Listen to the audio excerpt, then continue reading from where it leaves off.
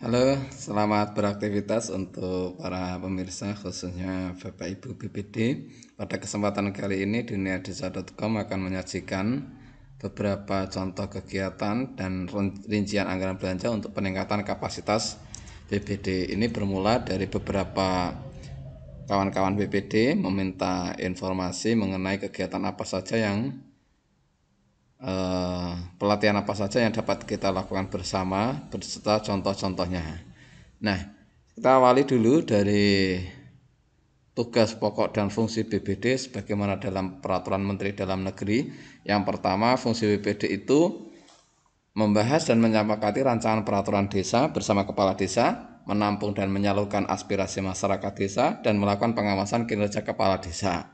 Sementara tugas BPD pada pasal 32, BPD itu mempunyai tugas menggali aspirasi masyarakat sampai dengan yang terakhir M, melaksanakan tugas lainnya yang diatur dalam ketentuan. Tentunya kalau kita melakukan kegiatan peningkatan kapasitas untuk BPD, itu harus orientasinya berisi tentang fungsi atau tugas BPD. Nah, diantaranya yang representatif terhadap tugas dan fungsi BPD pelatihannya yaitu contohnya saja ini. Pendidikan dan pelatihan, maaf ini tulisannya agak salah tapi yang betul, pendidikan dan pelatihan tata cara fasilitasi musyawarah desa. Sebagaimana kita tahu bahwa kita BPD itu diantaranya seringkali melakukan musyawarah desa, dan itu harus kita tahu caranya dan harus kita tingkatkan supaya proses-prosesnya berkualitas. Kemudian pelatihan penyusunan rancangan peraturan desa. Pada umumnya rancangan peraturan desa itu disusun oleh pemerintah desa, tapi tidak ada salahnya kalau kita itu mulai melakukan pelatihan penyusunan rancangan peraturan desa, sehingga kita benar-benar tahu bagaimana prosedur alur penyusunan rancangan peraturan di desa. Yang ketiga contohnya yaitu pelatihan pemetaan masalah dan potensi desa. Kita sebagai BPD itu perlu memahami bagaimana caranya, bagaimana langkahnya untuk mengetahui yang real masalah yang ada di desa kita serta potensi yang ada di desa kita untuk kita rekomendasikan kepada pemerintah desa untuk ditangani atau untuk dikembangkan.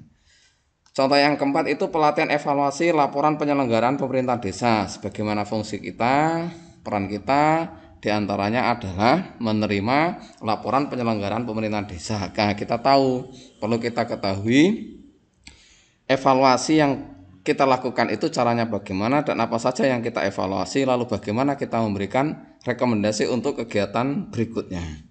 Nah, ini adalah RAB-nya. Saya membuat dua contoh. Yang pertama itu RAB di dalam desa, kegiatan yang disusun dilaksanakan di dalam desa. Tentunya kalau di dalam desa itu tidak terlalu begitu banyak memerlukan biaya karena di sana tidak ada transportasi, tidak ada akomodasi.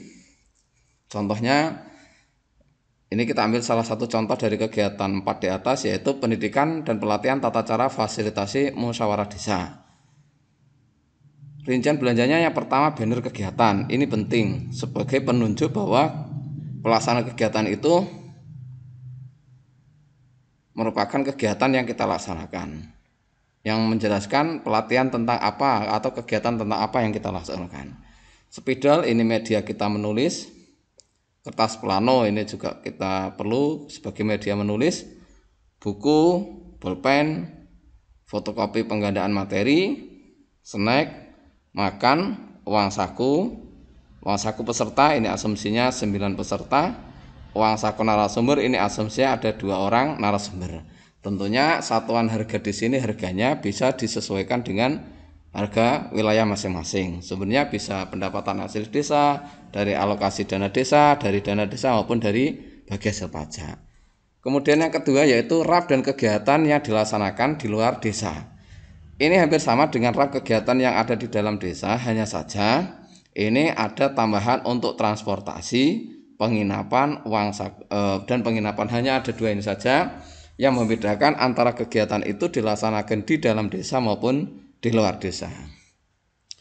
Kita kembali lagi ke slide awal. Ini adalah contoh kegiatannya: pendidikan dan pelatihan tata cara fasilitasi musyawarah desa, pelatihan penyusunan rancangan peraturan desa, pelatihan pemetaan masalah dan potensi desa, pelatihan evaluasi laporan penyelenggaraan pemerintahan desa.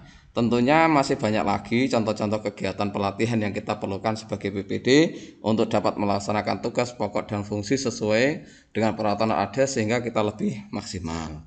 Ini contoh, saya ulangi lagi, contoh RAP yang kegiatan yang apabila kita laksanakan di dalam desa, dan ini contoh kegiatan yang kita laksanakan apabila kita pergi keluar desa. Jika tayangan ini bermanfaat, silahkan klik tombol subscribe, like, and share. Dan apabila Bapak Ibu memerlukan file Excel-nya, silahkan tulis komentar di bawah. Bisa tulis nomor WhatsApp atau email. Akan kami kirimkan contoh RAP-nya dan contoh-contoh kegiatan yang lain. Terima kasih.